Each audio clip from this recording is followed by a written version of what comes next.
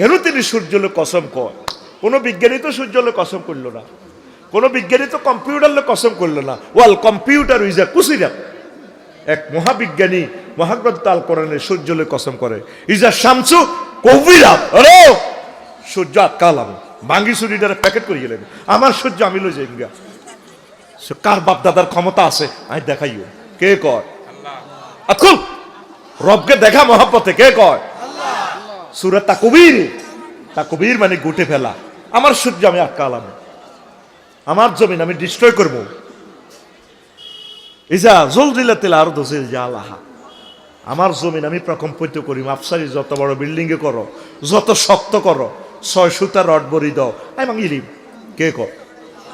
এই যে বাহার, নদ নদী, আলো বাতাস সব কিছু তিনি কথা বলছেন।